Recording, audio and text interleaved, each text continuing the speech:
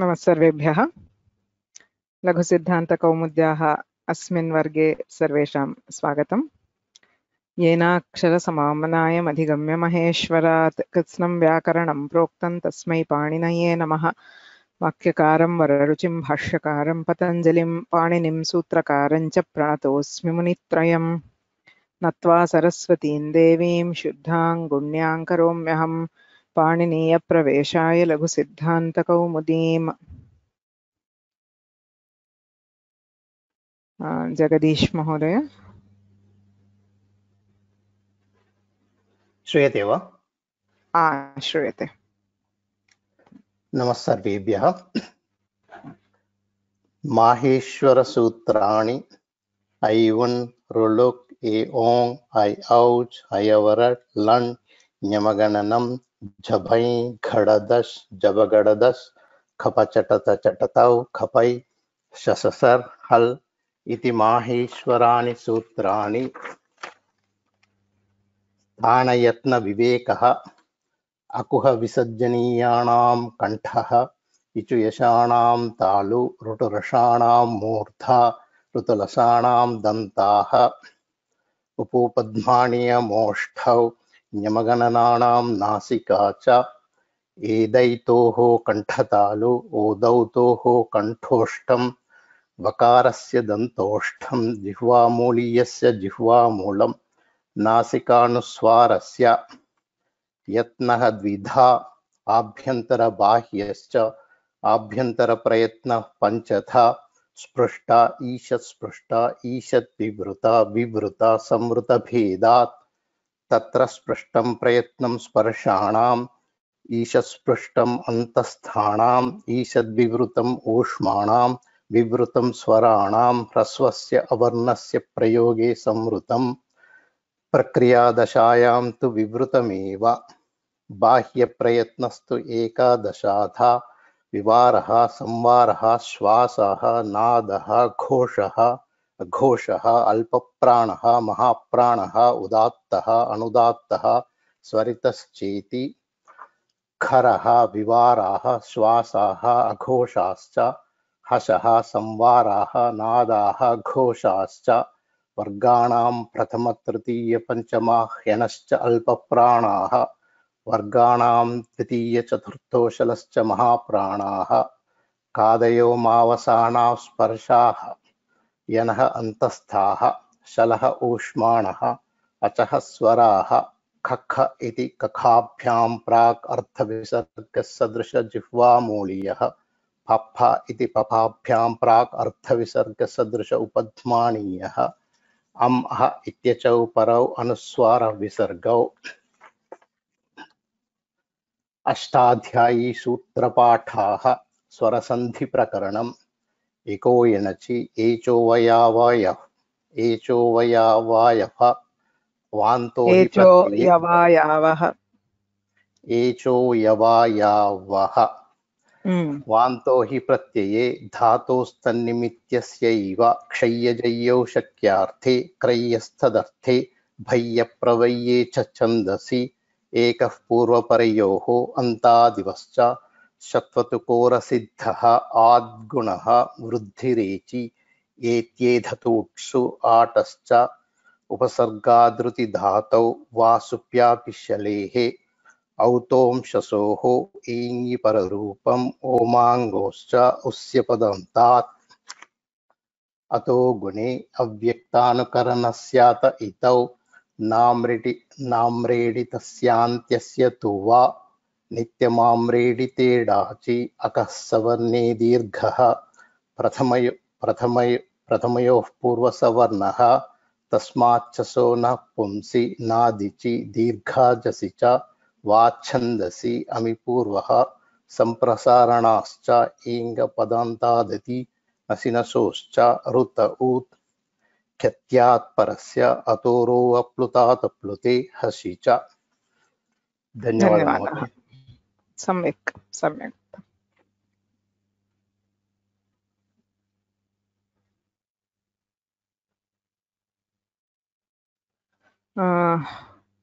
उदिता भगिनी।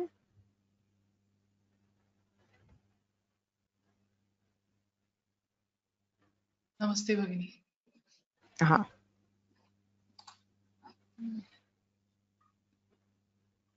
Ashtadhyayi can you read? सूत्रपाठः। Yeah. Ashtadhyayi सूत्रपाठः। वृद्धिरादैच् अदेङ् गुणः इको गुणवृद्धि न धातुलोप आर्धधातुके ङिति च दीधीवे वीटां हलोऽनन्तराः संयोगः मुखनासिकावचनोऽनुनासिकः तुल्यास्य प्रयत्नं सवर्णं नाज्झलौ ईदूदे द्विवचनं प्रगृह्यम् अदसोमात् शे निपात एका जनाङ् ओत् सम्बुद्धौ शाकल्यस्येतावनार्षे उञः उङ् ईदूतौ च सप्तम्यर्थे दाधाघ्वदा आद्यन्तवदेकस्मिन् स्तोश्चुनाश्चुः ष्टुनाष्टुः न पदान्ताट्टोरनां तोषि शात् Fine. यरोनुनासिकोऽनुनासिको वा अचोरहाभ्यां द्वे नादिन्याक्रोशे पुत्रस्य शरोचि त्रिप्रभृतिषु शाकटायनस्य सर्वत्र शाकल्यस्य दीर्घादाचार्याणां झलाञ्जश्झषि अभ्यासे चर्च हरि च वावसाने अणो प्रगृह्यस्यानुनासिकः अनुस्वारस्य यै परसवर्णः वा पदान्तस्य तोर्लि उदस्तास्तम्भोः पूर्वस्य झयोः न्यतरस्यां शश्छोटि हलोऽयमायमि लोपः झरोझरि सवर्णे उदात्तानुदात्तस्य स्वरितः नोदात्तस्वरितोदयमगार्ग्यकाश्यपगालवानाम् अ अ मतुवसोरुसम्बुद्धौ छन्दसि अत्रानुनासिकः पूर्वस्य तु वा अतोटि नित्यम् अनुनासिकात् परो Atoti nityam. आतोटि नित्यम् अनुनासिकात् परोऽनुस्वारः समस्सुटि पुमः खय्यं परे नश्चव्यप्रशान् उभयथर्क्षु दीर्घादटिसमानपादे नृन्पे स्वतवान् पायौ कानाम्रेडिते ढोढे लोपः रोरि खरवसानयोर्विसर्जनीयः रोस्सुपि भो भगो अघो अपूर्वस्य योषि भो भगो अघो अपूर्वस्य योषि व्योर्लघुप्रयत्नतर शाकटायनस्य लोपशाकल्यस्य ओतोगार्ग्यस्य मुनि च पदे हलि सर्वेषां मोऽनुस्वारः नश्चापदान्तस्य झलि मोराजिसमः क्वौ हेम परे वा न परे नः नोः कुक्टुक्शरि ङः सिधुट् नश्च शितुक् ङमो ह्रस्वादचि ङमुण्नित्यं मय उञो वो वा विसर्जनीयस्य सः शर्परे विसर्जनीयः वाशरि कुप्वोः कप्पौ च सोपपादौ इणशः Sopadadau. सोपदादौ इणशः नमस्पुरसोर्गत्योः इदुपदस्य च प्रत्ययस्य सम्यक्. उत्तमं. सम्यक् पठितं. धन्यवादाः.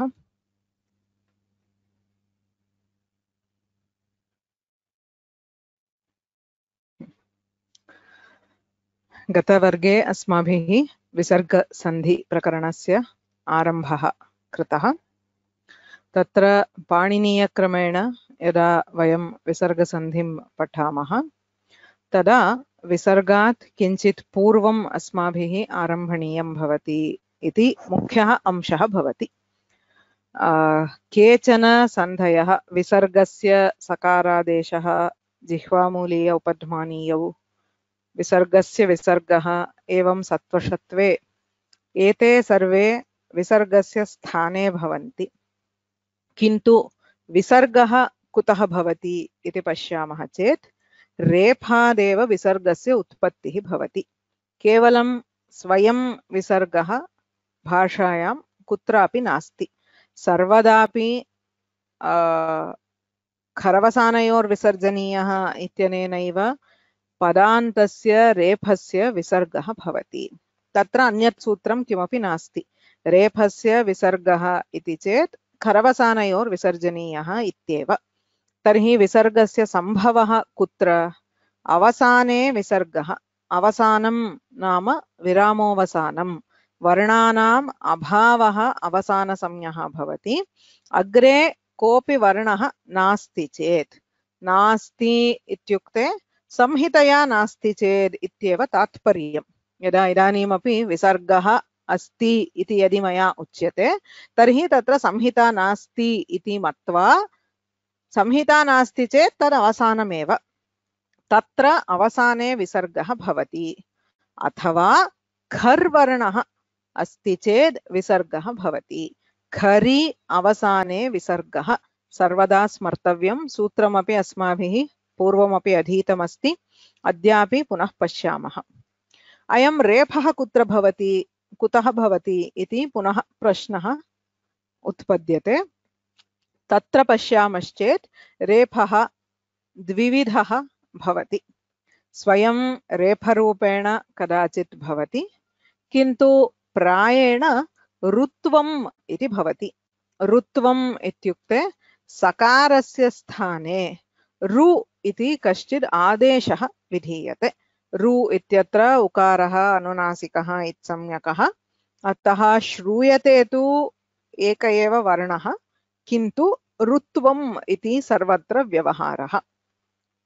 यत्र कुत्रापि वयं रेफं पश्यामः चेत् सः ऋत्वेन निष्पन्नः वा आहोस्वित् स्वतःसिद्धः रेफः वा इति अस्माभिः ज्ञातव्यं भवति।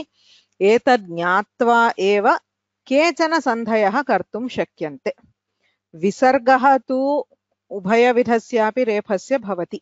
खरि अवसाने विसर्गः उभयविधस्यापि रेफस्य भवति, तत्र भेदः नास्ति। किन्तु उत्वम् इति यत्र उच्यते, विसर्गस्य उत्वम् इति सामान्यव्यवहारः, वस्तुतः रोः उत्वम्, तत्तु रोरेव भवति, केवलरेफस्य न भवति। एवमेव विसर्गलोपः इति यदा अस्माभिः उच्यते तत्रापि रोरेव लोपः भवति, केवलरेफस्य लोपः न भवति।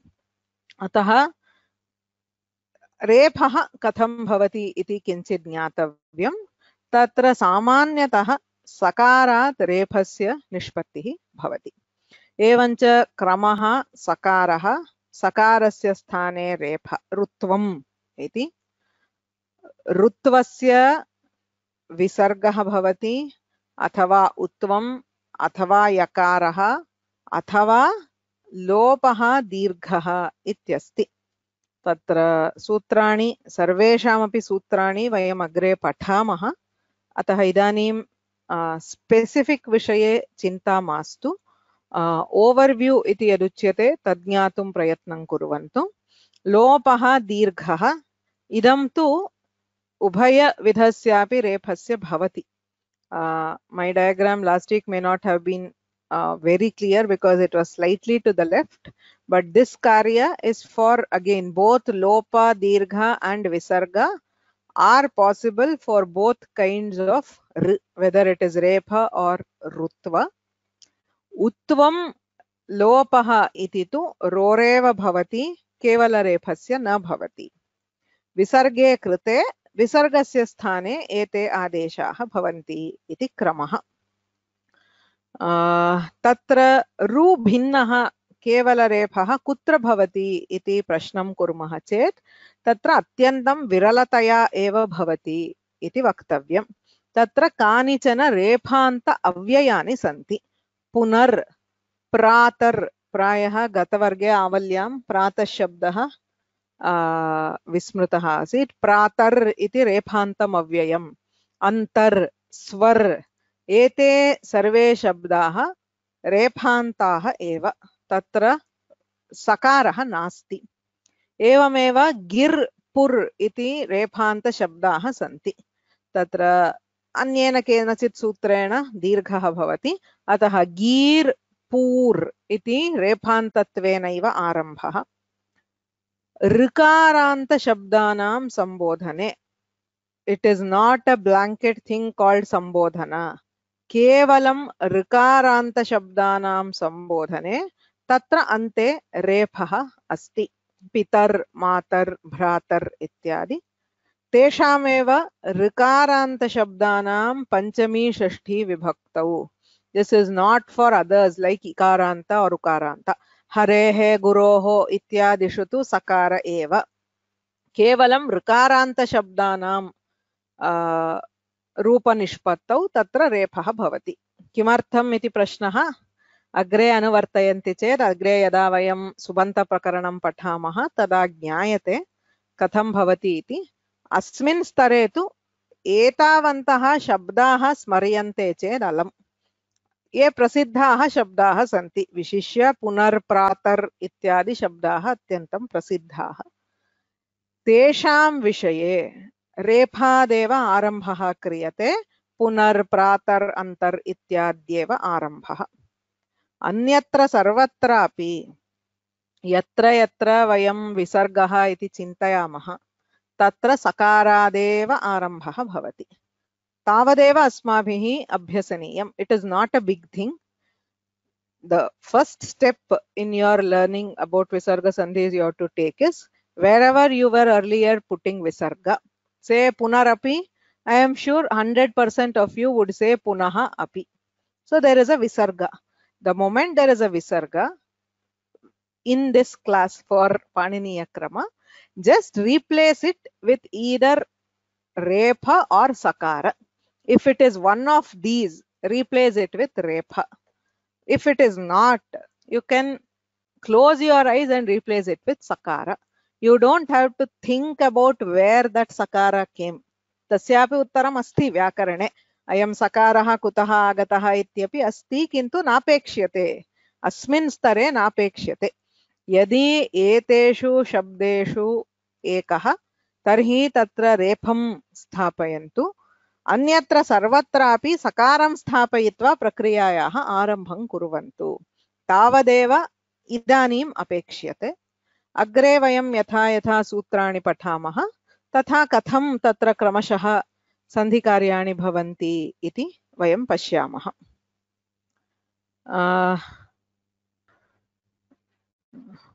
बहिर् इति रेफान्तं वा इति तत्र बहिस् इत्येव इति स्मरामि उच्चैस् बहिस् इत्यादिषु सकारः तस्य ऋत्वं भवति बहिर् इति एवं दुस् इत्यत्रापि उपसर्ग आवलिं यदि स्मरन्ति प्रपरा अपसम् इत्यादि तत्र दुस् दुर् निस् निर् इति उभयम् अस्ति अतः निस् इत्यपि आरब्धुं शक्यते निर् इत्यपि आरब्धुं शक्यते एवं दुस् दुर् इति आरब्धुं शक्यते रूपं तु there are very rare cases where the rupas vary but mostly for them the rupas are the same in the project should I change all visargas to either sakara or repha yes actually in the template where I gave in the example I started with sakara but I couldn't focus on it then because it would be very confusing for this project you have to start with either sakara or repha because if you start with visarga you will not be able to give the sutra okay इदानीं गतवर्गस्य अभ्यासः यः आसीत् अत्यन्तं शीघ्रं किञ्चित् उक्त्वा अग्रे गन्तुम् इच्छामि because we will be building on this Sharada भगिनी पुनः भानुवासरस्य वर्गे एकैकमपि पृथक् पृथक् स्वीकरिष्यति किन्तु अद्य भूमिः इत्युक्ते भूमिस् इति आरम्भः भूमिस् एषा तपसः so the easy way to do this exercise is you can tell the visarga because you will be able to guess the visarga visarga sandhiः ज्ञायते चेत् इदं ज्ञायते एव विसर्गम् उक्त्वा यथा तपसः तत्र विसर्गस्य स्थाने सकारः वा रेफः वा इत्येव चिन्तनीयम् so if you recognize the words from this list then instead of visarga you just put the repha, otherwise you will just put sakara. That is all. Don't think too much, you will get confused. Okay, so pituhu ityasti tatra asti ataha pitur anantaram iti arambah. Adharmah, so adharmas ayam. Dasharathihi, Dasharathis Ramah. Gish kamyati, so gir shabdah tatra asti ataha gir kamyati iti arambah. Arjunas kshatriyaha, punar eva, punar iti shabdah asti ataha punar eva. Tatas tena, tatas ityeva arambah.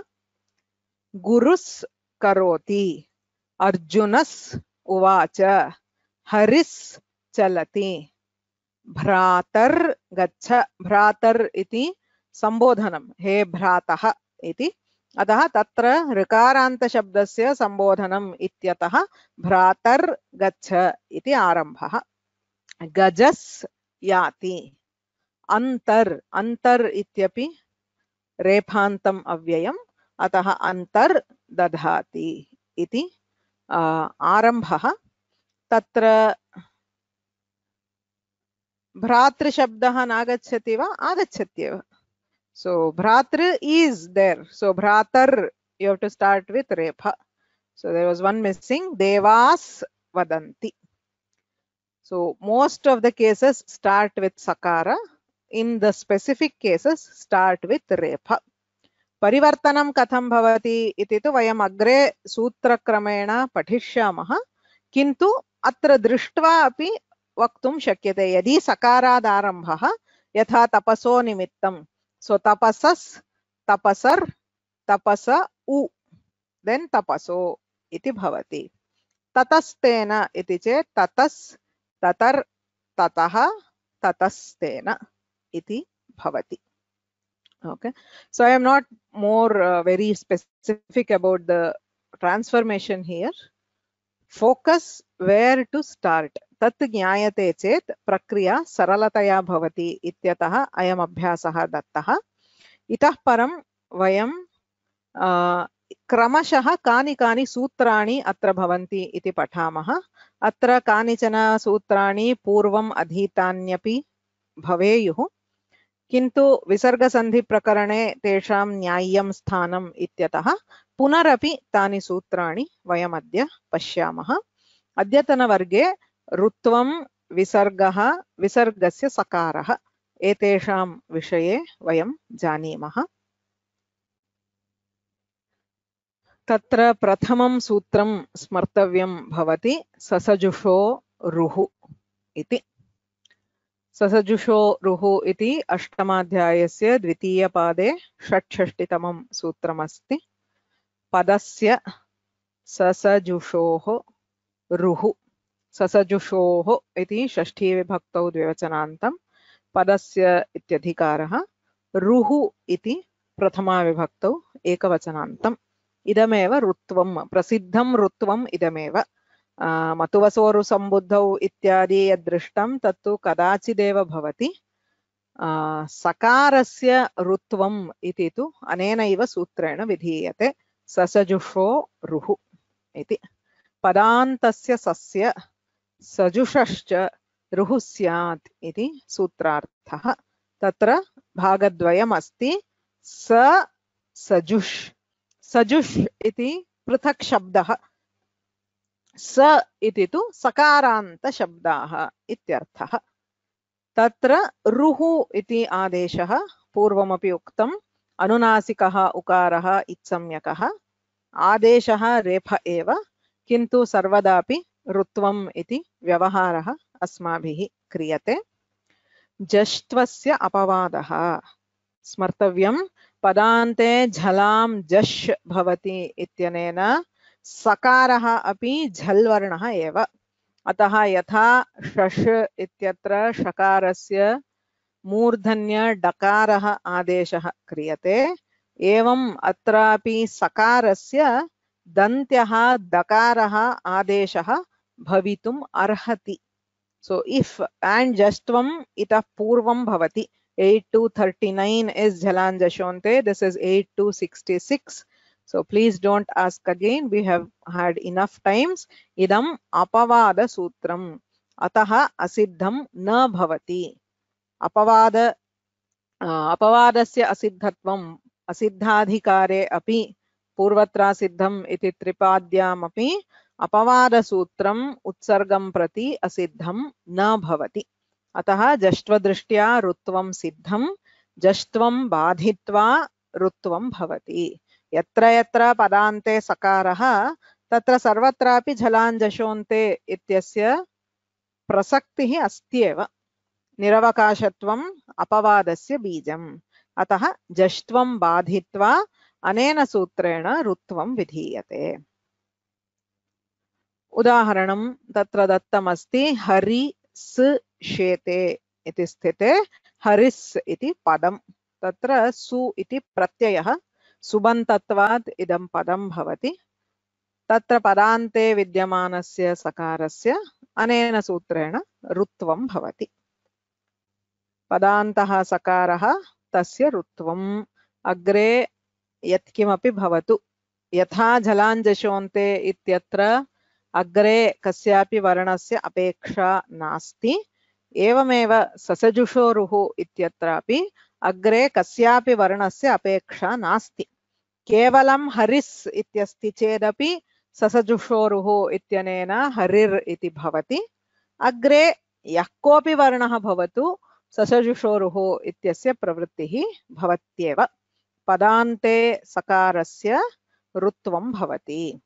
तदा हरि ऋ शेते इति भवति। बहूनि उदाहरणानि ससजुषोरुः इत्यस्य उदाहरणानि दर्शनीयानि चेत् you can go on for pages and pages and pages because there are a lot of pratyayas. अस्माकं पदं कथं भवति, सुबन्तं भवति, तिङन्तं भवति। सुप् प्रत्ययेषु एवं तिङ् प्रत्ययेषु सकारान्ताः प्रत्ययाः बहवः सन्ति। आदौ प्रथमा विभक्तौ एकवचने एव सु इति प्रत्ययः, सर्वत्रापि सकारः। रामस्, हरिस्, गुरुस् सर्वत्रापि सकारः अस्ति। अतः तत्र ससजुषोरुः रामर् इति भवति। एवं रामास् बहुवचने अपि सकारः अस्ति। रामार्, रामैस्, रामैर्, रामेभ्यस्, रामेभ्यर्। रामशब्दं वदन्तु यत्र यत्र विसर्गः श्रूयते। रामः, रामौ, रामाः, रामान्, रामेण, रामाभ्यां, रामैः, रामेभ्यः, रामेभ्यः, रामयोः। सर्वत्रापि यत्र यत्र विसर्गः श्रूयते तत्र आदौ सकार एव अस्ति। तस्य ससजुषोरुः इत्यनेन ऋत्वं भवति। एवमेव हरिशब्दे हरिस्, हरयस्, हरेस्, हर्योस् सर्वत्रापि सकारस्य ऋत्वं भवति। ऋत्वम् इत्युक्ते ससजुषोरुः। क्रियापदेषु अपि भवति। पठति, पठतः, तत्र तस् इति प्रत्ययः। तिप् तस् झि, सिप् थस् थ, मिब् वस् मस्। सो तस् थस् वस् मस् एवं बहवः सकारान्ताः प्रत्ययाः सन्ति। अतः पठतस् इत्यत्र पठतर्, पठामर्, अपठर्, पठेयुर्। सकारान्त प्रातिपदिकानि अपि सन्ति। तत्र मनस् इत्यस्ति चेत् तस्य मनर् इति भवति। प्रत्ययस्य एव सकारः इति कोऽपि नियमः नास्ति। प्रत्यये वा प्रातिपदिके वा यत्र कुत्रापि पदान्ते अस्ति चेत् तत्र किं भवति, मनस् इत्यत्रापि मनस् स् इति प्रत्ययः भवति, किन्तु तस्य लोपः भवति।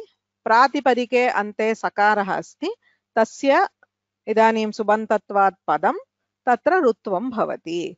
तपस्, तपर्। वेधास्, वेधस् शब्दः, तस्य प्रथमा विभक्तौ एकवचने वेधार्। सकारान्त अव्ययानि अपि सन्ति। उच्चैस्, बहिस्, एवं दुस्, निस्। सर्वत्रापि ससजुषोरुः इति प्रायेण प्रथमं सोपानं भवति। यथा हल् सन्धिषु वयं ज्ञातवन्तः, किम् इदं झलाञ्जशोन्ते इति प्रायेण आदौ प्रवर्तते। एवमेव विसर्गसन्धिं प्रविशामः चेत् आदौ ससजुषोरुः इत्यनेन रुत्वं भवति. It has very, very, very little expectation. It doesn't care what is the letter ahead. It doesn't even need a letter ahead. As long as there is a sakara at the end of a pada, sasajushoruhu will operate. There are one or two exceptions, but very, very rare. For now, we will ignore all of them. सजुष् इति शब्दः अस्ति. सजुष् इत्यस्य मित्रम् इत्यर्थः. तत्रापि सजूः, सजुषौ, सजुषः. तत्र षकारः अस्ति. तस्य षकारस्य जष्ट्वं बाधित्वा अनेन सूत्रेण रुत्वं भवति. सजूः, सजुषौ, सजुषः इति रूपाणि. So that is a very, very rare word. It's like just a single word. When we are doing that word, you will get. But most of the cases of sasajushoruhu is for such rutva. For this to be an apavada for jashtva, would jashtva apply to a word ending in sa? It can. Theoretically, you can replace sakara with dakara because sakara is dantya, dantaha sthanam. Hypothetically, if you are doing jashtva, you would replace sakara with dakara. This overrules that. Okay. What is the meaning of sasajush? I hope you are listening. I said sa means sakaranta. Sajush is a separate word. Sakaranta shabdasya rutvam bhavati. Sajush shabdasya rutvam bhavati. Iti bhagadvayam asti. Yatra yatra padasya ante sakaraha asti. Tatra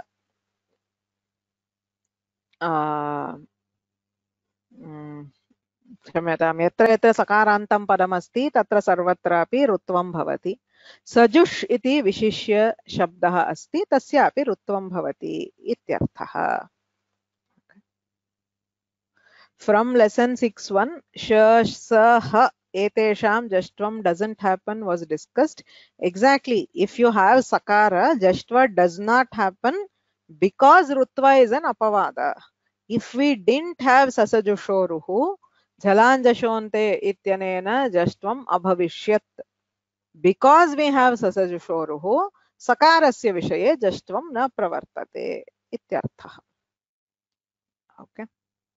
So तावदेव पदान्तस्य सस्य सजुष् शब्दस्य रुः स्यात् इति सूत्रार्थः. पदान्ते सकारः अथवा सजुष् शब्दः इति तात्पर्यम्. So agre gachamah.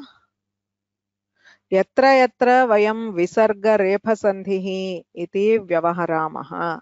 Tatra kim sutram iti pritchanti chet sasajushoruhu ityeva sutram athava tatra sandhikaryameva vastutah nasti. Kimartham yadi sakarah asti tarhi sakarasya rutvam bhavati. Ramais eva ramaireva. Atra visargah nasti. You will not get a visarga here because this is neither khar nor avasana. Samhitayah vivakshayam atra khar varnah nasti, avasanam nasti ityatah atra visargah na bhavati. There is no visarga involved in the prakriya. We are converting the sakara to repha by the sutra sasajushoruhu. तावदेव क्रियते तदेकमेव सूत्रं किन्तु तेन सूत्रेण विसर्गस्य रेफः न दीयते. So visarga repha sandhi is a misnomer because it is not visargasya repha. Kim bhavati? Samhita nasti chet tatra visargah bhavati. Samhita asti chet repha bhavati ityeva. Yadi atra samhita nasti tada ससजुषोरुः इति भवति. अग्रे खरवसानयोर् विसर्जनीयः इति विसर्गः भवति. संहिता अस्ति चेत् विसर्गः न भवति. प्रक्रिया stops at repha. So the only sutra we can give is sasajushoruhu. and we can give sasajushoruhu only if we start with sakara. If you write ramaihi plus eva, you cannot do any sandhi. The visarga has assumed that there is nothing else, so there will be no sandhi. अतः अत्र सन्धिं कर्तुं सकारः एव लेखनीयः. Okay, it is not walking back. You cannot go back. It is that you will stop there or come ahead. Okay. So haris iti haririti sakarasya repah uccais gatihi uccair gatihi dus vinitah durvinitah. यदि पुनरेव इति क्रियते तत्र वस्तुतः सन्धिरेव नास्ति. अस्माभिः इदमपि सामान्यतः विसर्गस्य रेफः इत्युच्यते. वस्तुतः तत्र सन्धिरेव नास्ति. पुनर् इति रेफान्तम् अव्ययम्, अग्रे एव देयर इज नथिंग, केवलं वर्णमेलनम्. पाणिनीयदृष्ट्या अत्र सन्धिः नास्ति. पुनर् एव पुनरेव. गीर् भाति गीर् भाति. भ्रातर् गच्छ भ्रातर् गच्छ. अत्र सर्वत्रापि वस्तुतः सन्धिकार्यं नास्ति इत्येव वक्तव्यं संहितायां सत्याम्. Okay.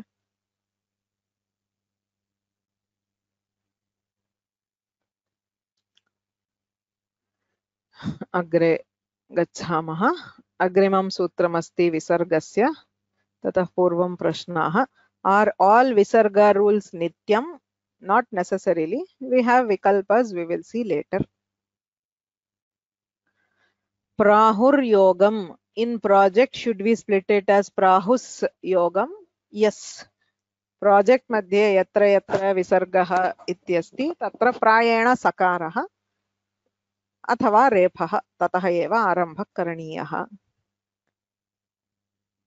Is sajush only in Vedic usage? लोके अपि अस्ति. सजुष शब्दः अस्ति. वेदेषु आधिक्येन प्रयुज्यते, किन्तु लोके अपि अस्ति. विरलः प्रयोगः. ससजुषोरुः नित्यसूत्रं वा निश्चयेन नित्यसूत्रम्. Sasajushoruhu is 100% compulsory because you can never avoid it. Agre samhita astu va na va sasajushoruhu iti rutvam bhavatyeva. So it is a 100% nitya sutra. Tatra kopi vikalpaha nasti.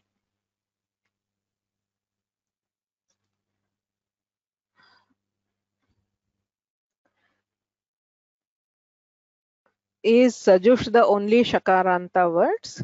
No, there are other shakaranta words. They all get jashtva. Like shash becomes shad. Ratnamush becomes ratnamud. Sarvatrapi jashtvam bhavati tatra dakarah shruyate.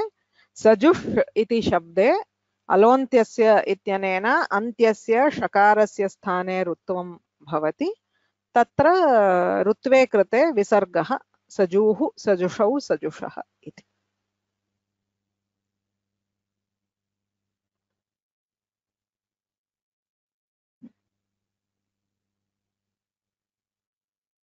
Okay. अग्रे गच्छामः. खरवसानयोर् विसर्जनीयः इति विसर्गस्य एकमात्रं सूत्रं. So rutvam has a single sutra of consequence. I am talking about this context. तत्र मतुवसोरु सम्बुद्धौ इत्यत्र अस्ति, किन्तु सकारस्य रुत्वम् इति चेत् ससजुषोरुः इत्येव. एवमेव रोः विसर्गः इति चेत् खरवसानयोर् विसर्जनीयः इत्येव. Please don't come back. It is not that sasajushoruhu is the only sutra for rutva. Sakarasya, padanta sakarasya rutvam iti chet tatra sasajushoruhu ityeva sutram. Tasya roho visargah iti chet kharavasanayor visarjaniyah ityeva sutram. अष्टमाध्याये तृतीयपादे पञ्चदशम् इदं सूत्रं. खरवसानयोः इति सप्तमी विभक्तौ द्विवचनान्तम्. Sorry, my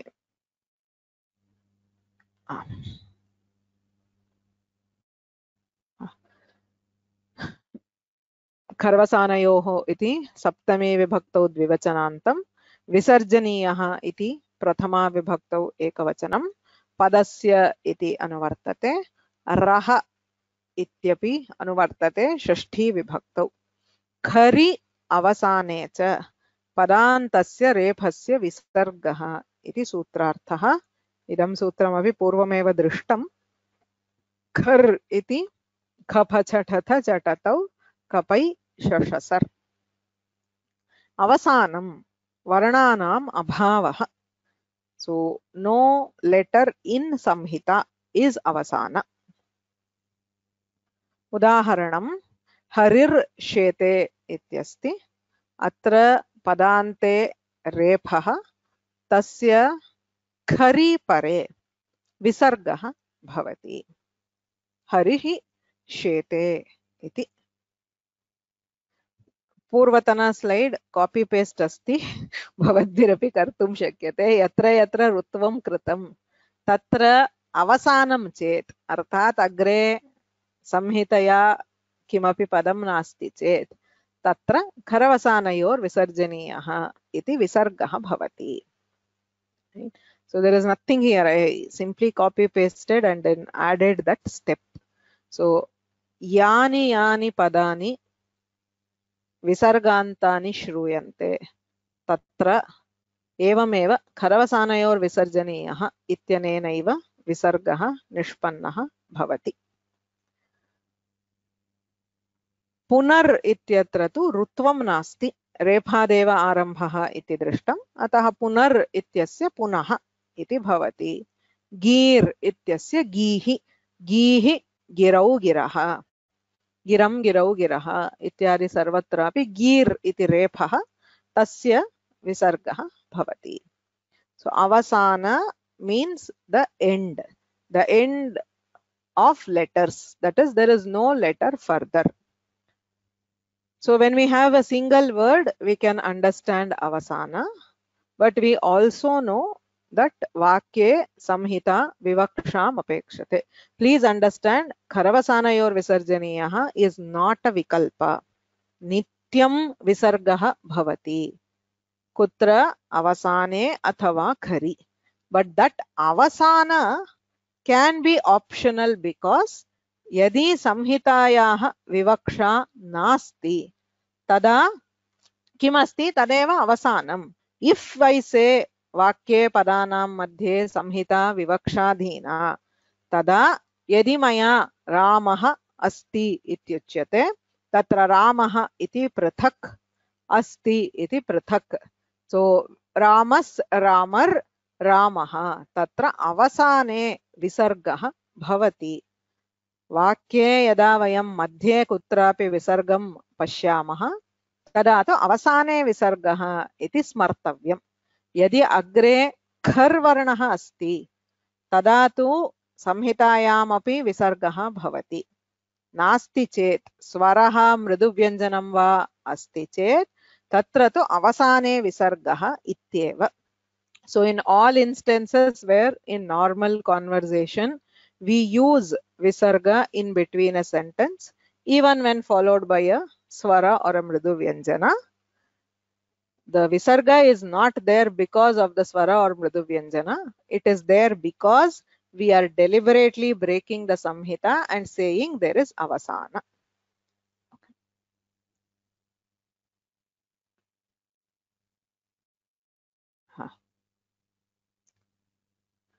Samhitayam ityadhikarah na bhavati va. See, samhita and avasana are paraspara viruddha. If you have samhita, it means there is another letter which is coming in very soon. And if you are saying avasana, you are saying there is no letter. So samhitayam and avasane are diametrically opposite. If there is avasana, it means that there is no samhita. If there is samhita, it means that you don't have an avasana. I think I explained enough in English. At the end of a word, if there is no letter following, then we have avasana, and therefore repha is converted to visarga. There is a question. In Visarjaniyasya saha, Visarga Shabda is used. There also we have Visarjaniya only, no? Visarjaniyasya saha ityatrapi Visarjaniyah eva asti. There is no difference in meaning between Visargaha and Visarjaniyah. But in Visarjaniyasya saha, in Karavasanayor Visarjaniyah, Panini has used Visarjaniyah. He has used Visarjaniya everywhere. Okay.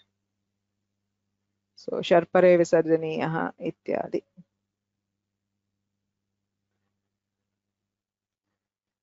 Are there any pair of words like Punas and Punar, both of which are valid words? No, no, no, no, no. Punas is not a valid word. It is only Punar. Punar, Antar, Pratar, all those are pure Rephantas. There is no Sakaranta. Only, I mentioned only for Nis, Nir, Dus, Dur. Okay, only those are pairs where both are there. But for the rest, it is not there.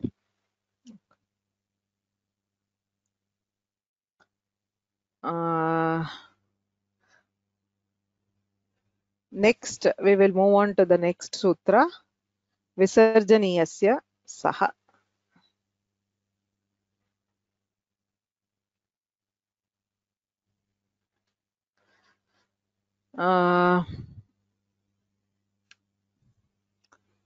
Visarjaniyasya saha iti agrimam sutram, not agrimam in Ashtadhyayi order, but asmakam pathanakrame.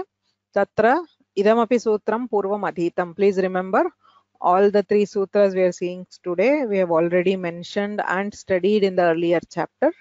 We are just looking through them again because they are crucial for Visarga Sandhi. So Visarjaniyasya iti shashti, saha iti prathama, khari iti saptami. Khari pare Visarjaniyasya sahasyat. So khar iti punaha khapa chatata chatata kapa shashasa. Visargasya khari pare sakaradeshah bhavati harihi tatra. So tatra visargasya sthane khar varne pare sakarah bhavati. So haris tatra iti bhavati. Yatra yatra idanim asmabhihi yani yani padani drishtani tatra sarvatrapi agre khar varnah asti chet. So basically the moment you do visarga, if you are talking in samhita, samhitayam yadi visargah kriyate jhatiti tatra visarjaniyasya saha ityanena sakaradeshah bhavati. So ramah tatra, ramas tatra. Ramaah tishtanti, ramas tishtanti. Atra purvameva evameva agatam tat na vismartavyam. Ramas sasajushoruhu ramar karavasanayor visarjaniyah ramah tatra ramas tatra. Evameva ramaah tishtanti. Sarvatrapi visargat purvam rutvam visargah kritaha tataha visarjaniyasya saha ityanena sakaradeshah kriyate. Ramais cha tatra rutvam visargaha visarjaniyasya saha agre asya sakarasya stoshchunashchuhu ityanena shchutvam kriyate. Yatra yatra shchutva sandhau asmabhihi sakarasya udaharanani drishtani ramaschinoti shishushyete ramashyete sarvatrapi saha sakaraha Visarjaniyasya saha ityanena nishpannah sakarah tasya agre chavargah asti chet ramaishcha stoshchunashchuhu ityanena shchutvam bhavati. Harihi chalayati, haris chalayati, stoshchunashchuhu harish chalayati.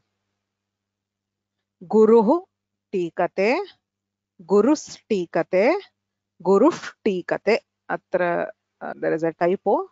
It is ta, not tha. Gurush tikate. Atra shtunashtuhu ityanena shtutvam bhavati. विसर्जनीयस्य सः इत्यनेन प्राप्तस्य सकारस्य ष्टुनाष्टुः इत्यनेन ष्टुत्वं भवति। धनुषः ठङ्कारः, धनुषस् ठङ्कारः, धनुषष्ठङ्कारः। सो विसर्जनीयस्य सः इत्यस्य प्रवृत्त्यनन्तरं यदि सम्भवः अस्ति तर्हि स्तोश्चुनाश्चुः इत्यनेन सकारस्य शकारादेशः अथवा ष्टुनाष्टुः इत्यनेन सकारस्य मूर्धन्य षकारादेशः भवति। एतावदेव अत्र ससूत्रं सन्धिप्रक्रियां दर्शयत इति अभ्यासः। पुनः पुनः वदामि, आरम्भः सकारात् अथवा रेफात्।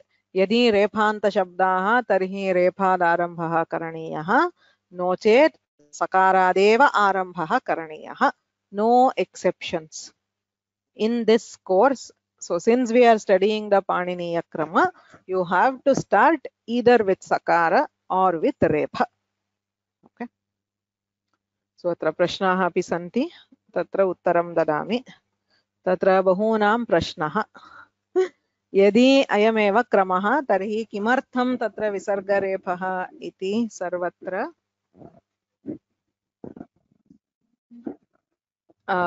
व्यवहारे कथम् आगतः इति प्रश्नः।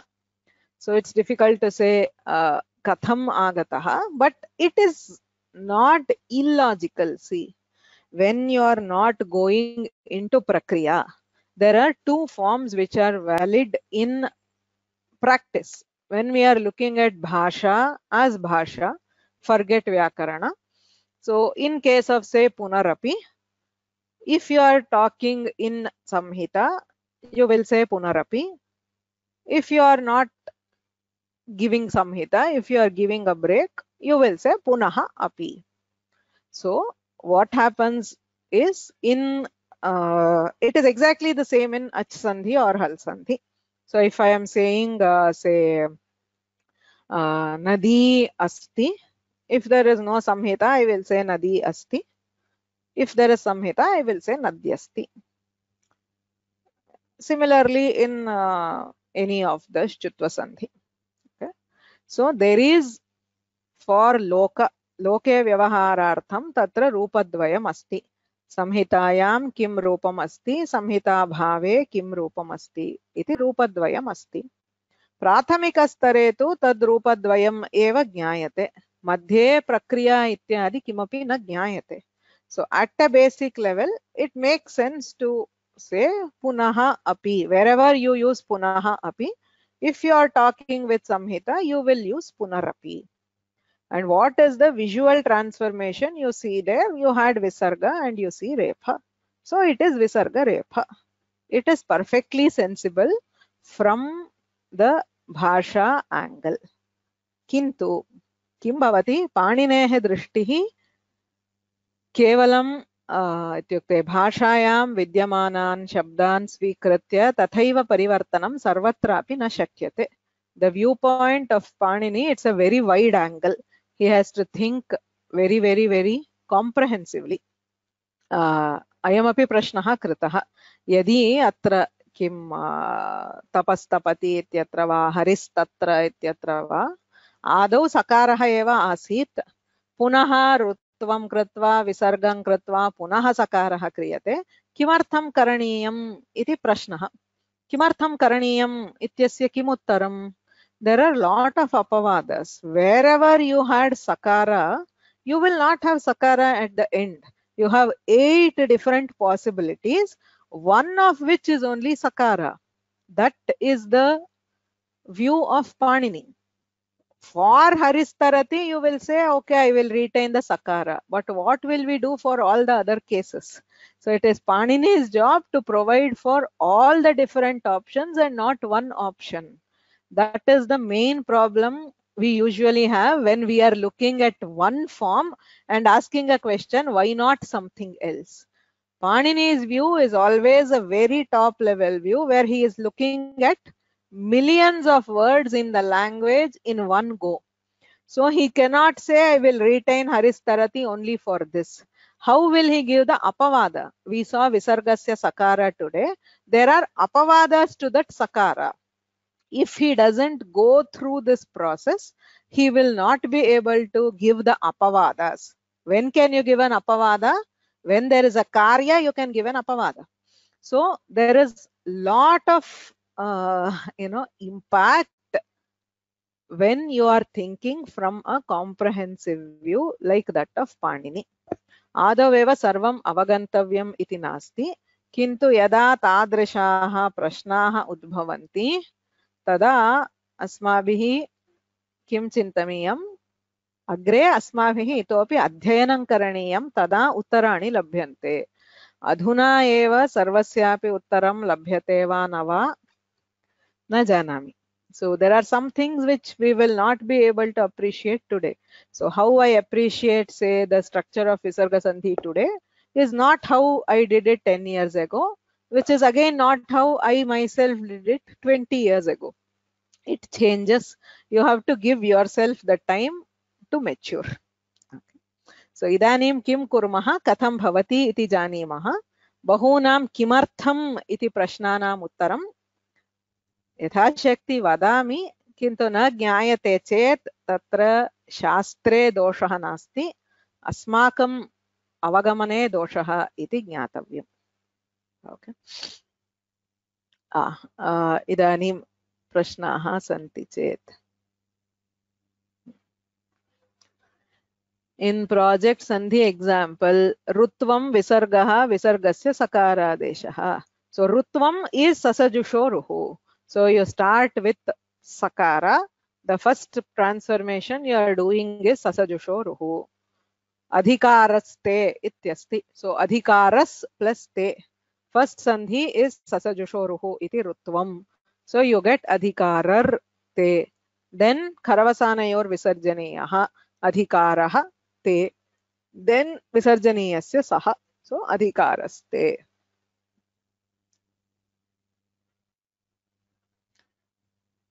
Where does visarjaniyasya saha apply? The last step. So adau sakaraha sakarasya sasajushoruhu tataha rephasya karavasanayor visarjaniyaha visargasya visarjaniyasya saha.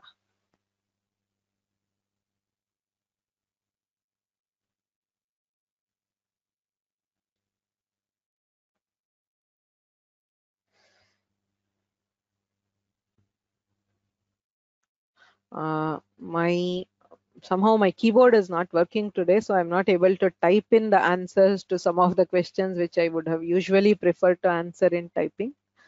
So please don't mind that. Is it ever the case that the adesha or agama is of repha and not ru? Yes, in urandraparaha, wherever we do urandraparaha, mostly there is an adesha of repha. It is rapara, not rutva. So for example, in say gir, etc., it is an adesha. So gr dhatuhu, it gets itva, which is rapara. So it is ir, where it is a repha. That is how we end with rephanta shabdas. Why do we call punar eva as sandhi? It is not a sandhi. I think I even had a slide somewhere. Punar eva ityatra vastutaha sandhi karyam kimapi nasti. किन्तु सामान्यतः यथा मया उक्तं संहिताभावे पुनः इति भवति, अत्र तु पुनर् इति भवति. वस्तुतः तत्र सन्धिकार्यं नास्त्येव. व्याकरण पाणिनीयदृष्ट्या तत्र सन्धिकार्यं नास्ति. Okay,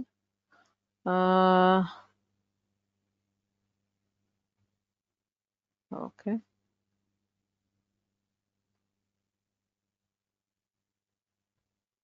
Visarga has no prasakti at all except at padanta or virama. See, visarga is always at padanta. If it is the end, that is, there is nothing following, or if there is a khar following.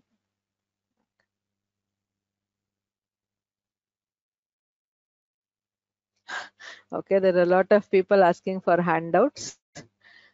I did try very hard to push it through today. It is mostly ready. The last chapter, I'm working on the summary, Adhyaya Saramshaha. कृत्वा अग्रिमवर्गात् पूर्वं प्रेषयामि। अस्य वर्गस्य टिप्पणी तु अद्यैव अद्यतनमुद्रणेन सह तदपि आरोपयिष्यते।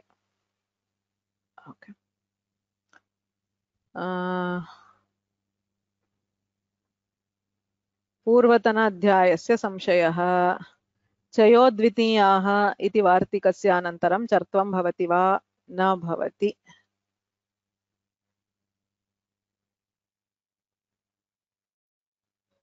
चक्षुराद्याः, do I have to start with चक्षुस् प्लस आद्याः? सत्यं, चक्षुस् प्लस आद्याः ससजुषोरुः चक्षुराद्याः. Is Ramar Gachati correct? No, it is not correct. As in, you get it, that is the initial step. Ramas Gachati ityatra Ramar Gachati iti bhavati, किन्तु अग्रे अन्यदपि कार्यं भवति, अतः रामो गच्छति इति. How about words like vakshasthalam dukham? अग्रे सन्ति, अग्रिमवर्गे वयं विसर्जनीयस्य सह इत्यस्य अपवादान् पठामः, तदा ज्ञायते अन्येषां पदानां विषये. So in case of dus, dur, nis, nir, is there any way to identify which pradi was used? No. In most of the cases, both of them will give the same forms. So we can take either of them. Tatra bhedah kartum naiva shakyate.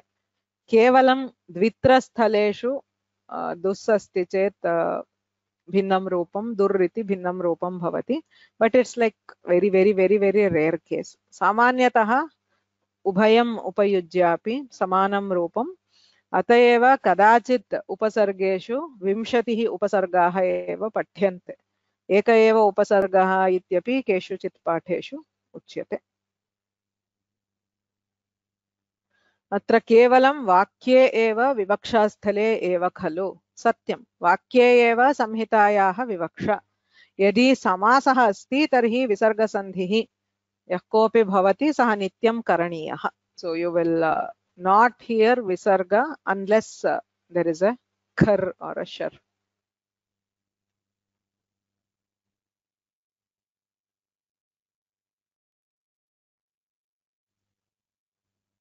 Can punarapi treated as a samasa?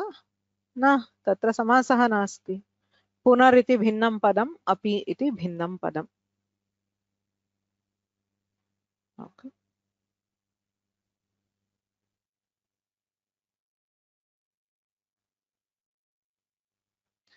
Yas tishtati as per Vyakarana is not a sandhi.